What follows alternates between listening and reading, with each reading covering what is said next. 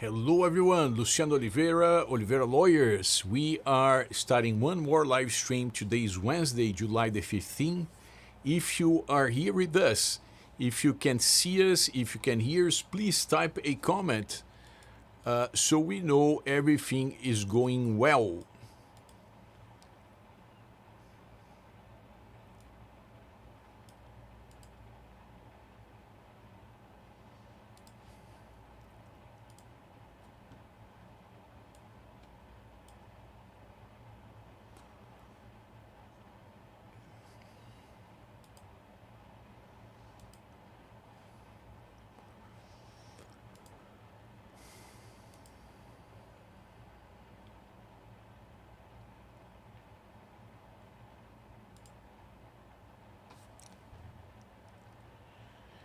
If you are here with us, if you can see me, if you can hear us, please type a comment so I know we are live and working.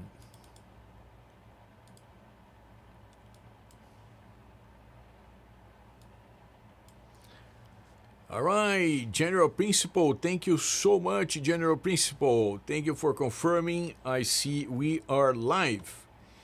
And let's get started. It looks like we have an issue with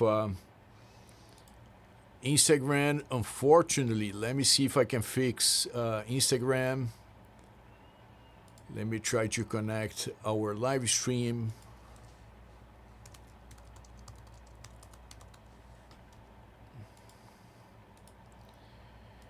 Just hold on a second. Almost there. Trying to fix Instagram.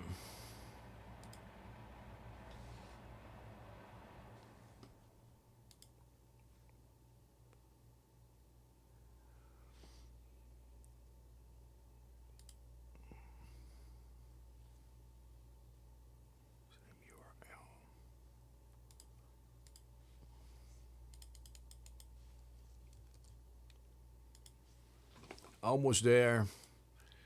Last attempt to fix the streaming on Instagram.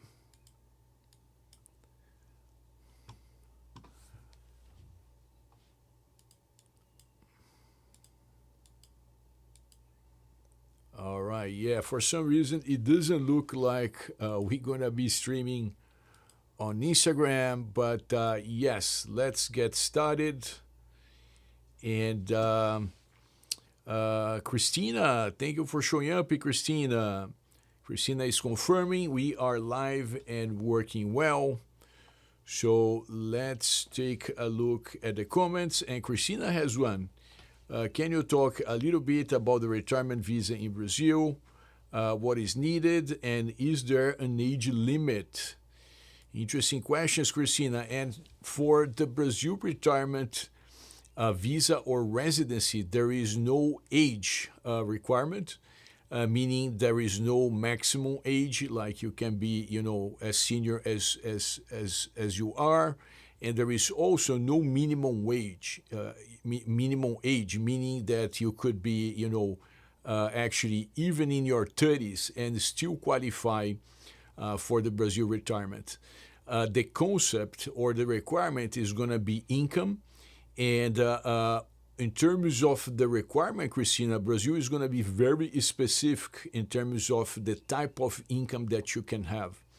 What we see here in our daily practice is that many people, they are going to think about retirement income in a broader sense, right? If they have, for instance, like, rental properties, if they have a large Vanguard stock portfolio, they are going to feel like, because they have a substantial capital and a substantial monthly income, that they should be approved by the Brazilian government. And it's not how it works. So Brazil has a very narrow understanding of retirement income, and that's where most people are going to be precluded from applying to the Brazil retirement, either visa or residency. And I'm going to give you an example. if someone does not have one of the more traditional retirement types of income, if you have like this application reviewed by an officer who understands like the legal framework, this officer is not going to approve the application. And what is like the preferred type of income by the Brazilian government? It's going to be either Social Security, it could be pension funds, pension payments, or it could be disability. Okay, so for instance, in terms of the age, that's another typical case here at the firm. We have many people coming from the military in the United States receiving VA benefits, meaning disability. And we have like our youngest client for the Brazil retirement visa is a gentleman in his 20s. He was in the past in his 30s, right? Like there was the youngest person who got a retirement visa through our firm, and nowadays it is a gentleman in his 20s. But he has clearly qualifying income, which is VA disability benefits, so no concerns about the age. But again, a different type of prospect we see, tripping on the requirements is like when the person comes with a really large amount of money invested somewhere and they feel they should be approved. But again, the review by the Brazilian government is typically on the requirements and not like generic in a sense, all right, like I see that this person is capable of maintaining themselves in Brazil. That's not the requirement. The requirement is qualifying income for the minimum of $2,000. So just to highlight this distinction even further, if there is a candidate with like $2,000 in Social Security, and there is a second candidate with $20,000 in stock, in stock dividends, the $2,000 person receiving Social Security is going to have a much better shot than the person receiving $20,000 in dividends through stocks. All right?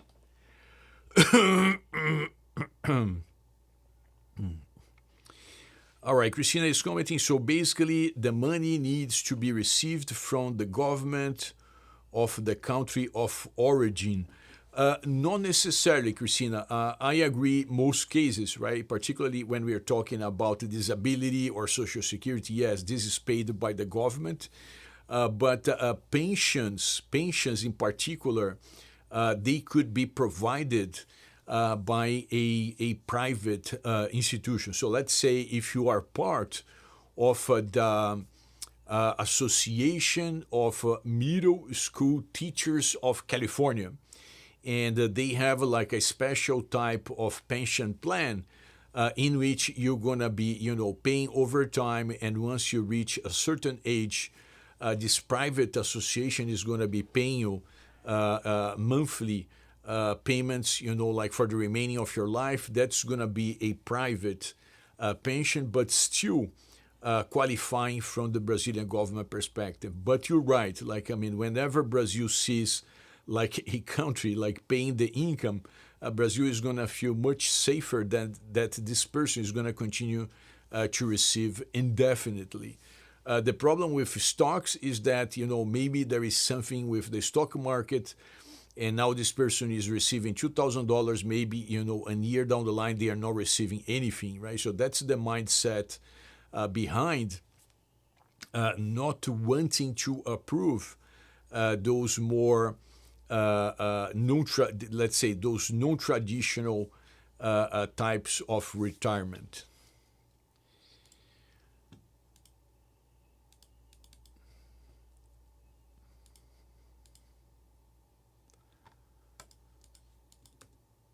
All right, so let's see what else we have. Let's take a look at the news. Let's see what's going on in Brazil. Let's do some screen sharing so you can see my screen. All right, screen sharing. And today, Estadão, that's the newspaper we typically check here on during our lives. And the main headline is like how China has protected the Brazilian commercial balance from Trump's tariffs and what to expect. Okay, so this is a somewhat recurring subject here in Brazil, and after the first set of tariffs, Brazil has scrambled to find alternative destinations for the Brazilian goods that would become no longer competitive based on the President Trump's tariffs. And guess what? Like China is always like on standby to forge better relationships with countries that are escaping the influence of the United States, right? So this is what's going on with this heading here, and we're still talking about the FIFA, the World Cup. Brazil is all about soccer, and we're still like watching the games, and something very typical of Brazil, which is somewhat interesting, is that most Brazilians they would cheer against like the Argentinian team, right? And here there is a headline from talking about a British newspaper alerting about the dirty tricks employed by the Argentina's goalkeeper, and that's the headline over here. But Brazilians in general, they don't like Argentina, at least from a soccer perspective, right? Like I think on a let's say on a everyday basis or relationship, like Brazilians don't really have something meaningful against a neighbor country. But I think there is a rivalry between those two countries when it comes to soccer, and that's what we see going on over here. Brazil basically bad-mouthing the Argentina's team goalkeeper, right? That's what we see over here. And let's also take a look at our partner, Remax. As you probably know, Remax is a major chain in the United States, pretty a trusted player in the United States, and nowadays Remax is also expanding substantially in Brazil. This one is a specific agency called the Remax Nomad States. It's based in Rio de Janeiro, and from Rio de Janeiro they also assist buyers of real estate to find properties throughout Brazil. So even though they are based in Rio de Janeiro, they are very nimble and have been helping our clients throughout Brazil, including São Paulo, Florianópolis, the Northeast, and other locations. All right, let's take a look at what else we have in terms of comments. We have one more comment here from Christina. Could a trust qualify for a retirement visa? Christina, I don't think so. That's like a problem. I see with a trust is that Brazil doesn't even recognize trusts as legal entities. So it is just too a foreign to Brazil, the concept of a trust to qualify. Now, there is an interesting aspect to how applications are reviewed. You can have an application for the Brazil retirement immigration track either through a consulate abroad, meaning outside of Brazil, or you can also apply for the Brazil retirement residency once you are in the country. So there are basically two major channels. One channel is abroad through a consulate, and the second channel is directly in the country. When you are applying in the country, you're dealing with a single consistent body of analysts based in Brazil, following a somewhat tight set of requirements. Okay, now when you're dealing with consulates, in our experience, decisions are going to be all over the place, and the reason is going to be because different consulates may have a different understanding of the requirements, even though they're still following the same regulation. But listen, they are just different places with different people, and even within a single consulate, you may have different consular officers with different interpretations. From a practical perspective, the way I see a consulate is like they're dealing with a bunch of stuff. They're not really over there specializing in Brazil retirement applications. And so you see more unexpected decisions. And we have seen in the past, for instance, people securing a Brazil retirement visa, even though they didn't have the traditional type of income. And the mindset of that particular consulate officer was that, listen, this person has so much available disposable income that I think this person does qualify for the visa. Okay, but to be honest, if this person was reviewing the application from a more a legal and a regulation-based perspective, that application should have been actually refused, but it was not. So as you may tell, there is a reasonable room for, like unexpected decisions. And whenever we have like a client, right, like we have a consultation with a client, and we can tell this client has a lot of income, right, but they don't have yet, the traditional incomes, we may try to provide like an application package that is going to highlight the numbers and the let's say the income power that this person has, instead of the fact that the income is not really one of the traditional retirement incomes. All right, Christina. Okay, let's see what else we have. All right, let's take here a question from our backlog so we can have something interesting to be discussed. Hold on a second, trying to access our backlog.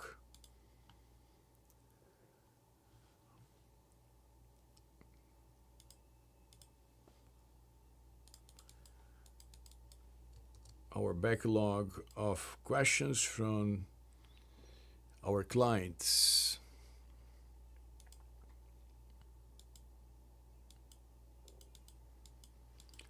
All right, so this one goes like this, and I don't typically read the questions as they are. I try to make it more general, so whoever is watching the live can also benefit from the discussion.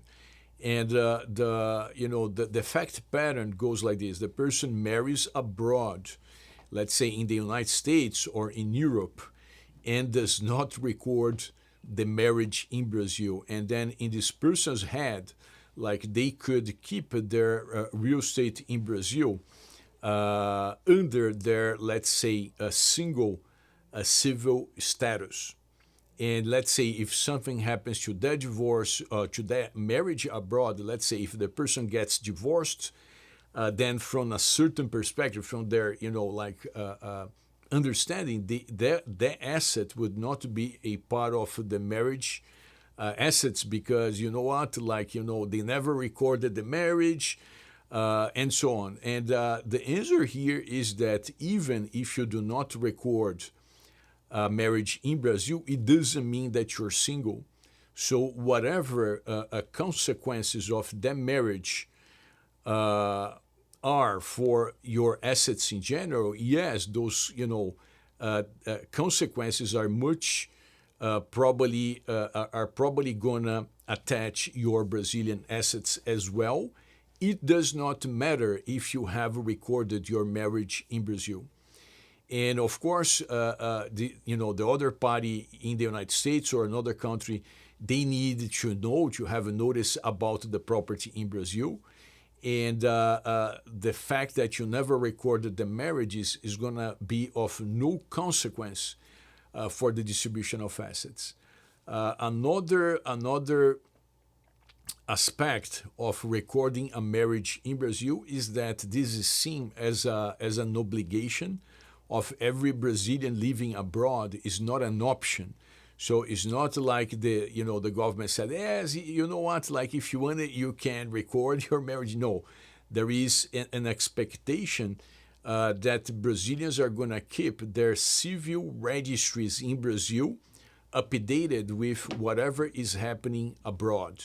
So if you marry abroad, guess what? You must record your marriage certificate in Brazil. And if you divorce, guess what? You must homologate that divorce from abroad in Brazil. The terms are different because these are different procedures. They have different requirements and different consequences, right? Like when you marry, typically Brazil is going to make it easier for you to record because, again, that's basically a marriage. But when you have a divorce abroad, then the process is not just like a recording.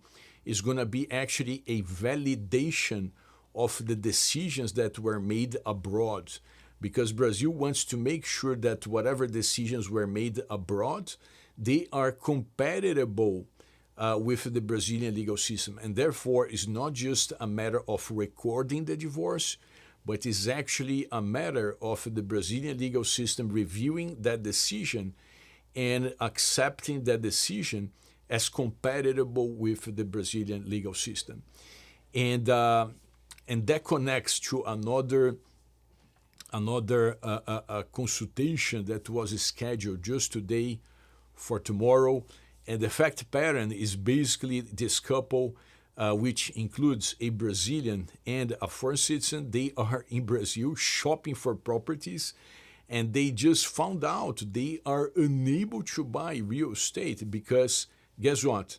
The Brazilian partner never recorded the Brazilian partner's marriage, and there was even a prior marriage and divorce. So in order for this couple to be able to buy property in Brazil, they are going to need to first record the prior marriage.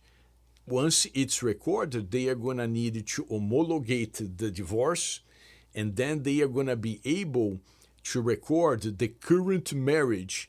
And after they record the current marriage, only at that point, that couple is going to be able to buy real estate property in Brazil. Now, guess what is a major problem with that type of situation?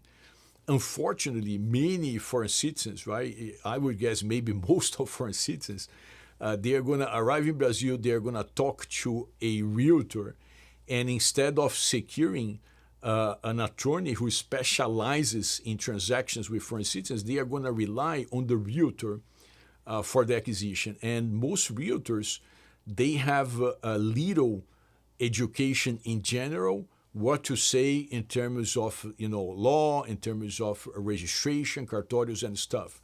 The role for a realtor is basically to help you negotiate the terms, find the property, and so on.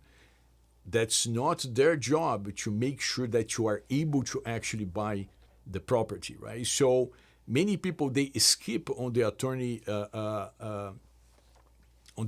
support, and then they sign a purchase agreement with a seller, and they pay, like the money, they pay like the initial down payment.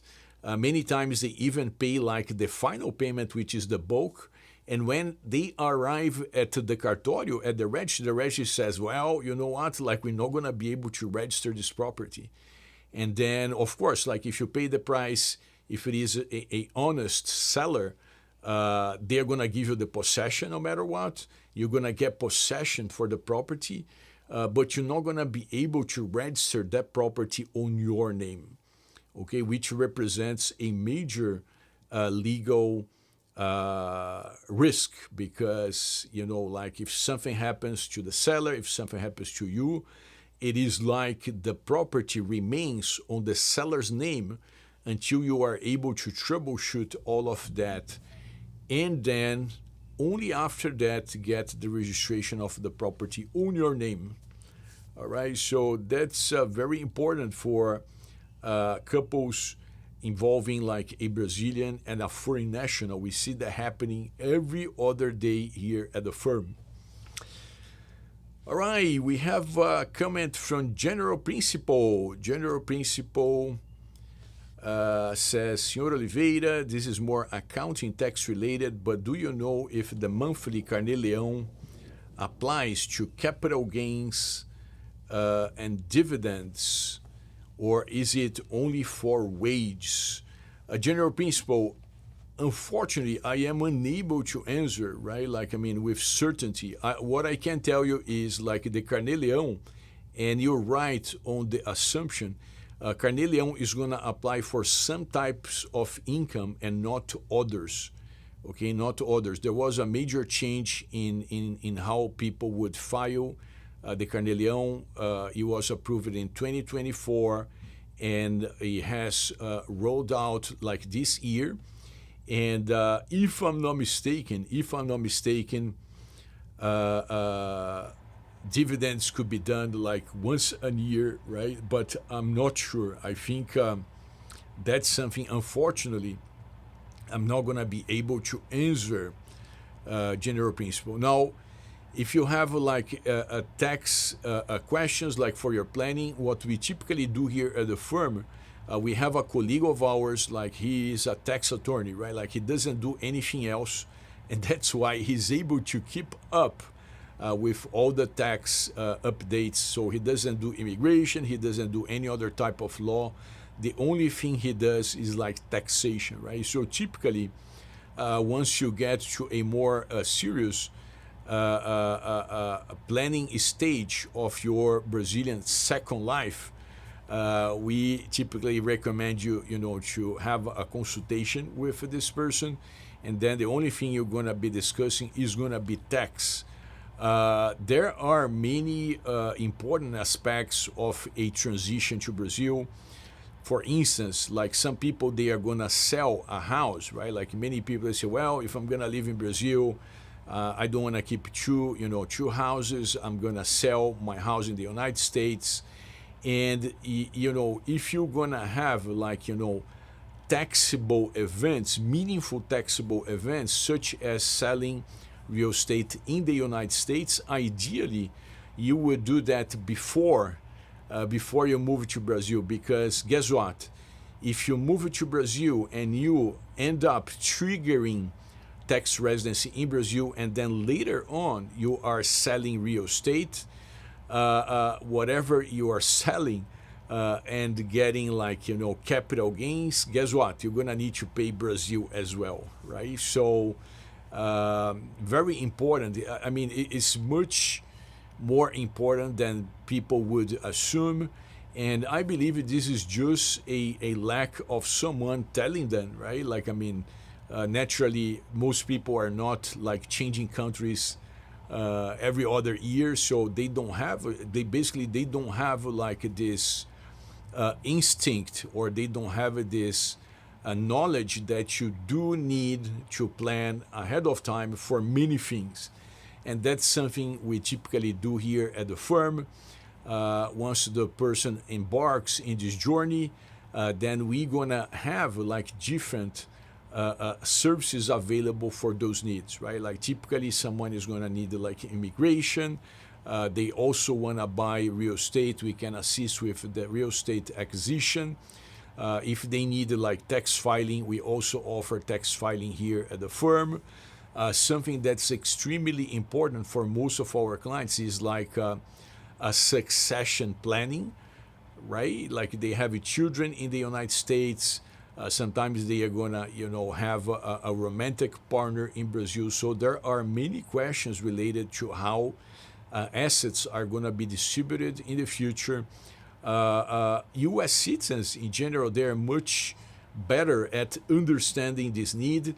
Brazilians not so much. Like from a Brazilian culture perspective, people tended to shy away from serious subjects like death, right? Like it's almost like a taboo. I remember, like this case. It was so impressive to me that I never forget about it. Like it was a friend of my wife. My wife was telling her, listen, you should get some life insurance for your husband because you are a stay-at-home a mom, and like your husband is the breadwinner. And you know what my wife's friend told her? She said, listen, are you trying to kill my husband? Why are you talking about that? I mean, I know it's a very narrow mindset. Maybe not all Brazilians are like that, but in general, there is this type of cultural I don't know, like downside in Brazil. Like people think about death as something that you shouldn't even plan around, just because, I don't know, maybe it attracts bad vibes. Maybe it tells others that you are thinking about money. I don't know what it is. But in Brazilian culture, unfortunately, life insurance, for instance, is extremely, has an extremely low traction among even the families that need the most. And going back to the very unfortunate story of my wife's friend, guess what? Her husband, he died in his 40s, and like guess what? Now this lady, she was living off her mother's goodwill, right? Basically, like her mother would send her some money. I think she started to work with something, like she had to work with something. But the point here is, like, if she would have like any type of life insurance, she wouldn't be in the tough spot that she put herself into. Okay, so just sharing some nuances. General Principal, this is very enlightening. Thank you very much. You're welcome, General Principal. And keep the participation coming. Let's take a look at what else we have here in our backlog. All right. Yeah, this one is like basically every live stream is like about União Estável. Maybe I'm just gonna have a very short summary. But União Estável is like common law marriage in the United States. Actually, in Brazil, União Estável could mean two different things. Okay, it could mean common law marriage in the United States. Common law marriage happens when you are living with another person as a couple, but you don't have any type of paperwork. Okay, and if something happens to one of the partners, the other partner can go to a court and claim common law marriage, saying, listen, we have zero papers, but guess what? We've been living like a couple. And if something happens, could be either death, but it could also be a separation, right? So this is going to be the common law marriage version of the União Estável.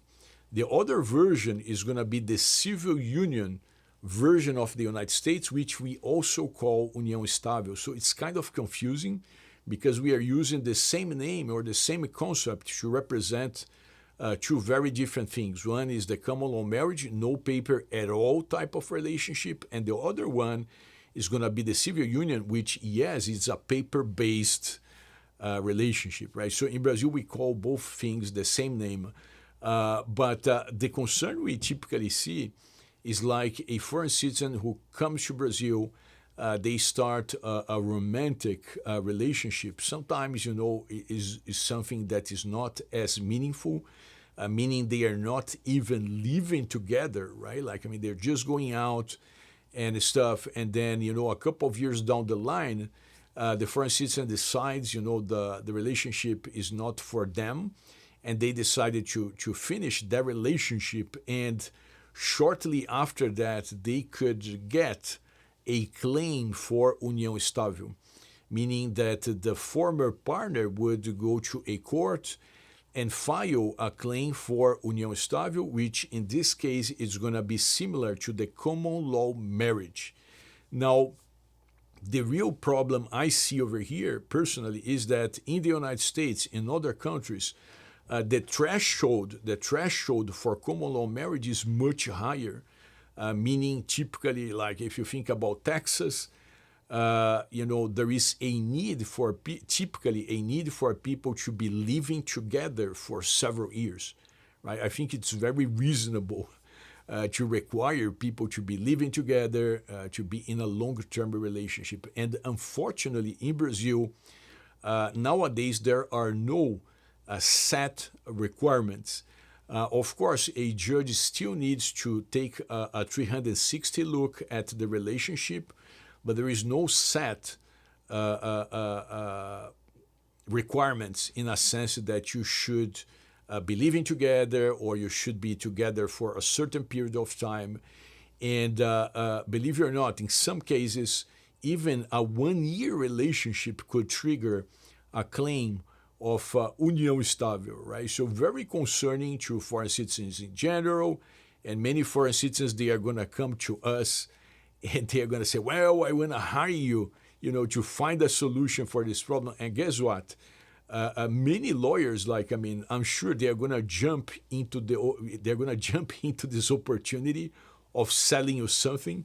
But we're going to say, listen, there is no real work around, right? Like whenever there is a law, whenever there is an intent of the law, like if you try to circumvent, at least in Brazil, not so much in the United States, judges, they are going to always look at the core of the legal question, right? So, for instance, for real estate, very common topic in our consultations, a person say, well, I'm buying a home, but I don't want this property to be, exposed to attachment by my união estável partner. And then they say, can I register under a company? Can I register under a trust? Can I do this? Can I do that?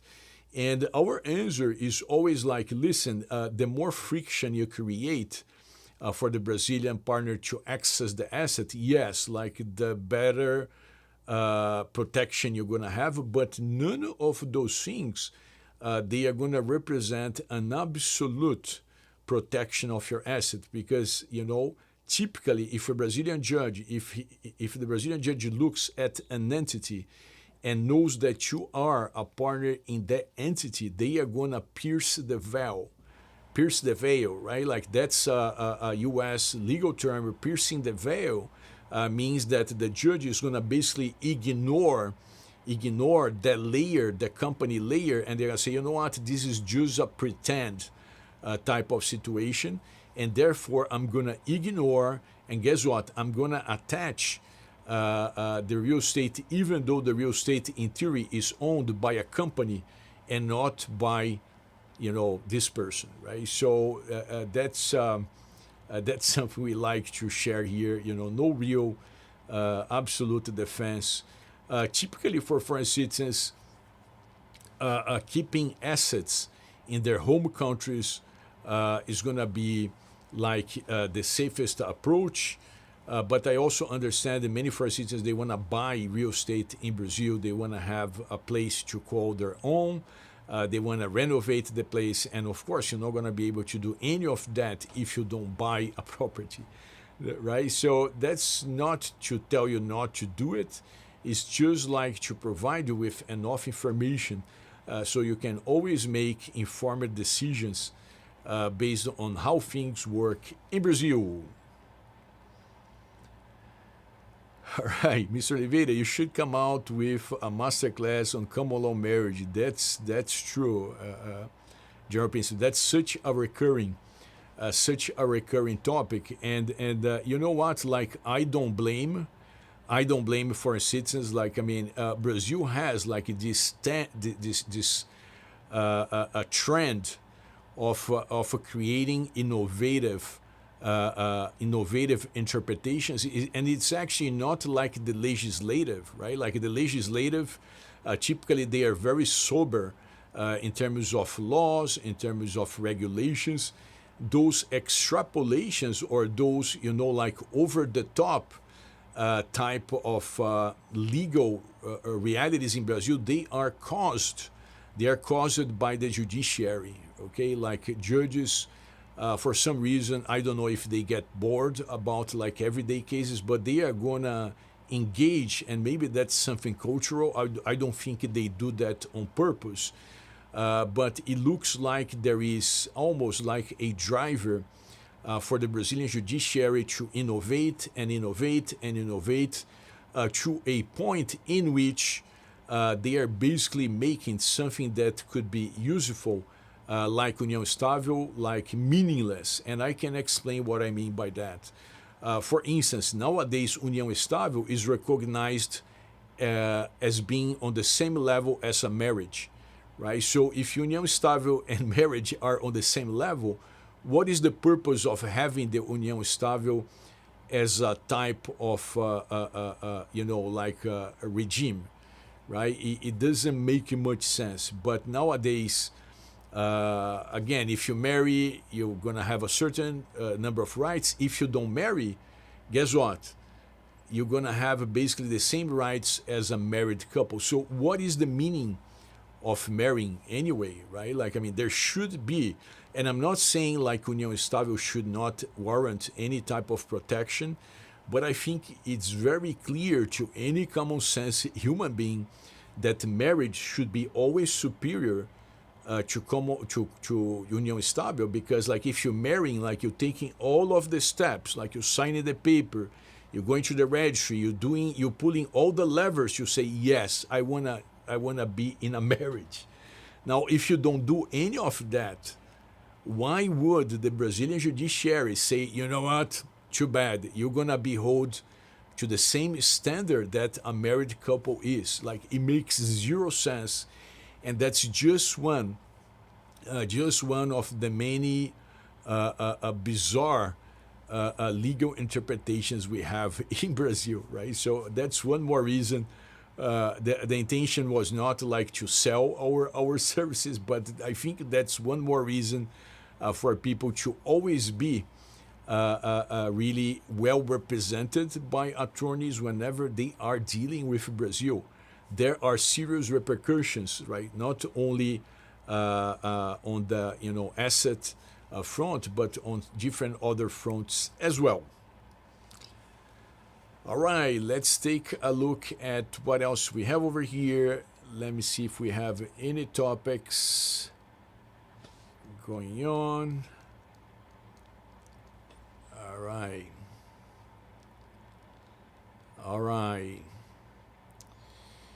Brazil and the United States. This is more like about the two governments, what's going on right now. And again, just like to summarize, I'm not going to answer that question exactly.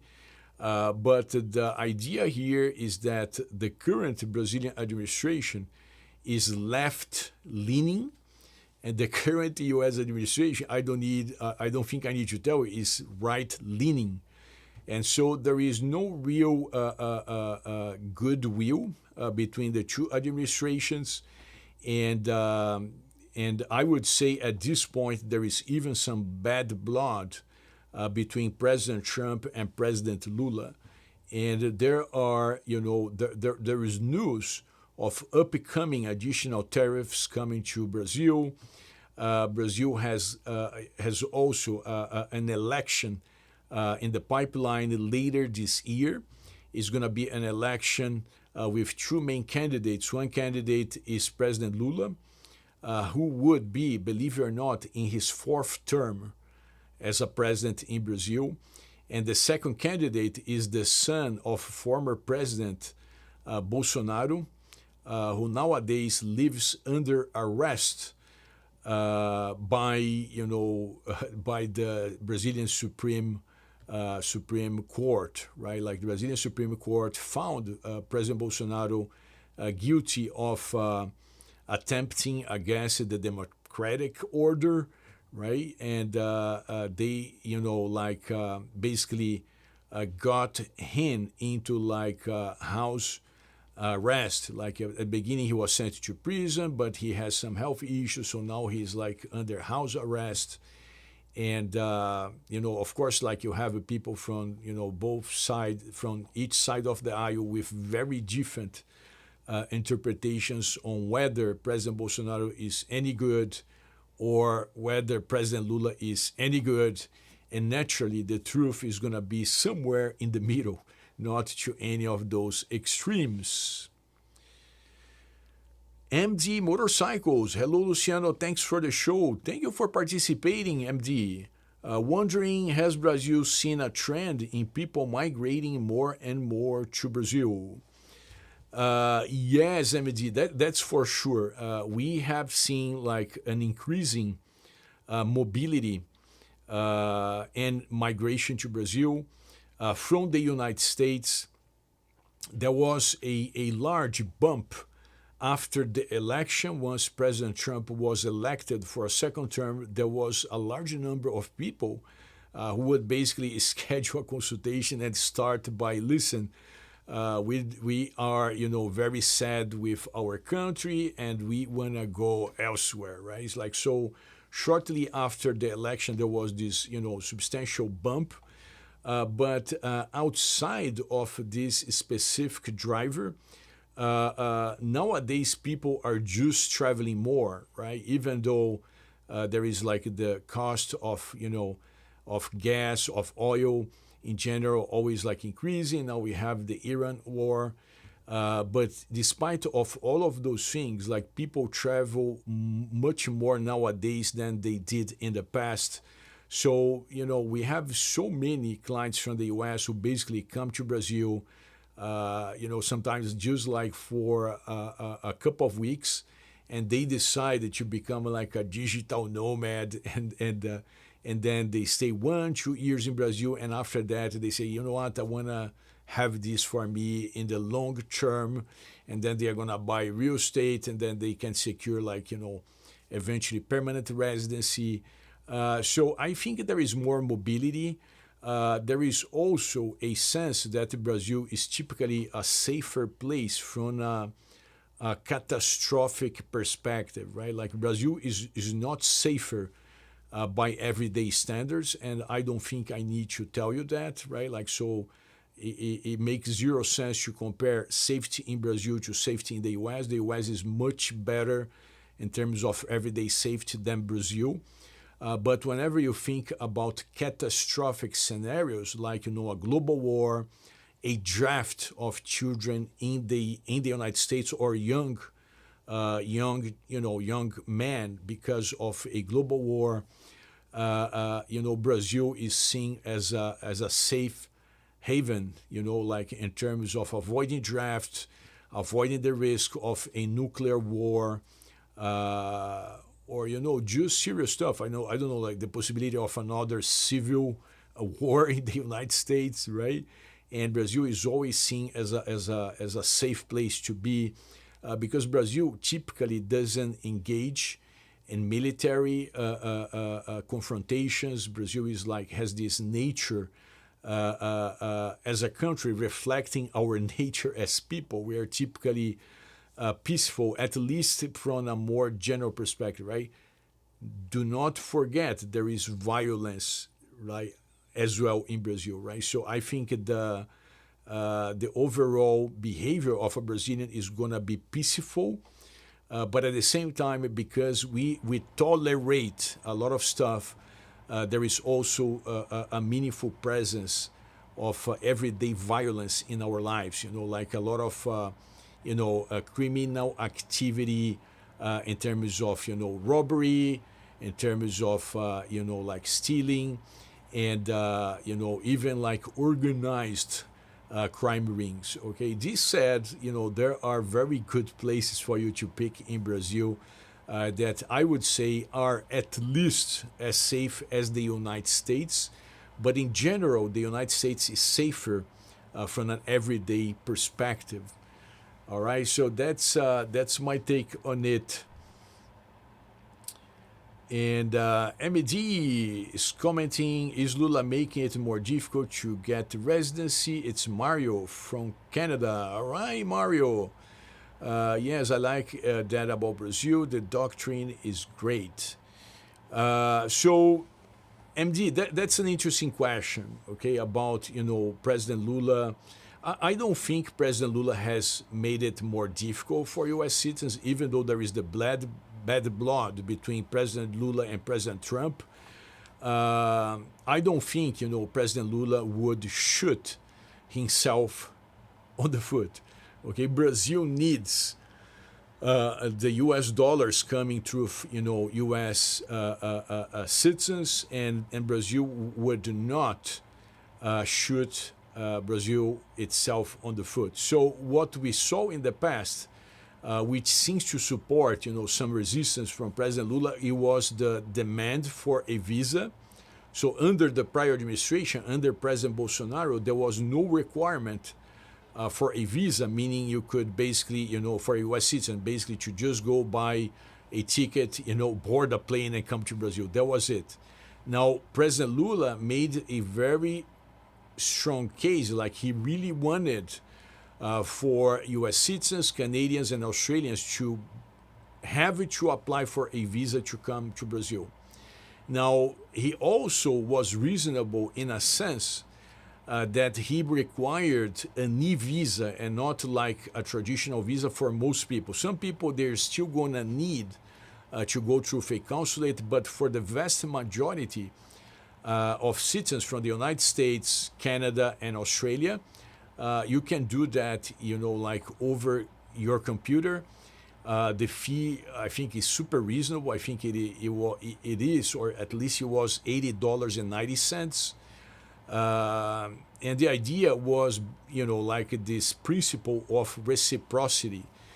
President Lula says, you know what, if the U.S., Canada, and Australia will require Brazilians to have a visa to travel there, we should do the same, right? So that's his reasoning. Of course, this is more like from a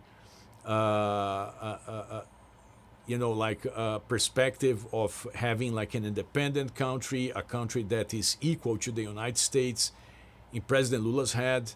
And it, of course, is not directly comparable, right? Like you don't see U.S. citizens like, coming through the borders illegally, right? So it's completely understandable the need for the U.S. to have a very strong visa requirements, not so much for Brazil. So there is no real equivalence, but still, like there is a reasoning behind President Lula's implementation of the visa requirement. Okay, now this said, Mario, everything else that President Lula is doing, or much of what he's doing, is basically continuing the same policy from President Bolsonaro. President Bolsonaro created most of these nice immigration tracks that are available nowadays, such as retirement, digital nomad,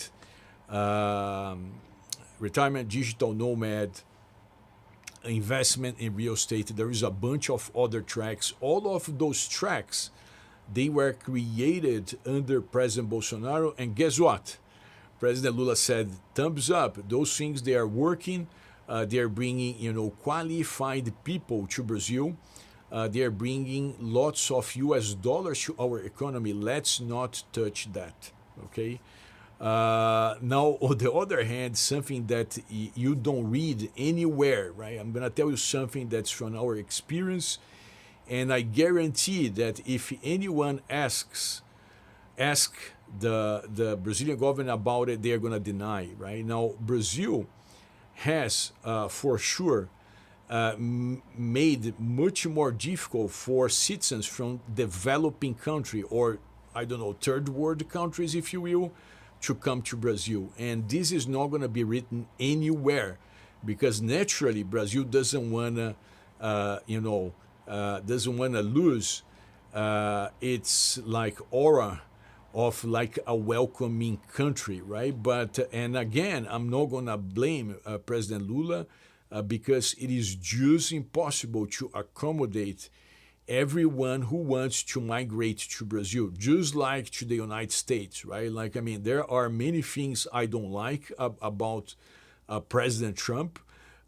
His immigration policy is not one of them, right? There are many things I don't like about President Trump, like the language, the posture, the behavior. There is a ton of things I don't like about him. But listen, someone needs to say enough is enough in terms of illegal immigration, right? So the same thing happens in Brazil, and it's not my wish, it's not my choice. It is actually the current administration's choice, to really tighten up, like the consulates in terms of granting visa, particularly in developing countries, right? So we have like probably every other day someone from, I don't know, Nigeria, India, Pakistan, Middle East, like they're gonna say, well, can you help me get a visa to enter Brazil? And unfortunately, we needed to even decline such meetings. Like they're gonna pay for a consultation, and we need to say, listen, we are unable to help you because basically we're just gonna tell them, listen, show your finances, show whatever degrees you have, and that's going to be your best shot. Like, there is not much we can do on your behalf because getting a visa from those countries is typically an uphill battle, and we don't want to take people's money to basically say, listen, chances are substantially stacked against you, and good luck, right? So that's why we typically cancel the appointment that they booked, naturally refunded them in full, and sometimes we share like the link for our live stream. So if they want to ask questions during the live stream, that's something we can do without taking their money. All right, Mario, that's good to know. I like the policy. I'm more pro-Trump and I agree with you. Don't be like Europe. Yes, Mario, yes. I had a consultation today with a Brazilian living in Germany, right? She is like a pediatric surgeon, right? Really well qualified Brazilian. She has been living in Germany, I think, for 2 or 3 decades, right? Like very successful Brazilian citizen. And she was saying that, unfortunately, many of those things we see, like, on media, like they are true, like in terms of crimes committed by immigrants, right? Like, immigrants who are not gonna be willing to participate in that country's fabric. Okay, so that was her take. Like she was confirming something we see on the news every now and then, and yes, it sounds like serious stuff. Like, we want to help out as many people as possible, but I think there should be a rational process behind immigration. Okay, and that's something that Brazil is doing really well, if you will. So that's my take on the current Brazilian administration, President Lula's administration. I think we are on the clock. I want to say thank you to all of you who participated in our live stream. Very interesting topics. And remember, we're going to be together again next week, Wednesday, 12:30 Rio de Janeiro time. All right? So wishing you a blessed rest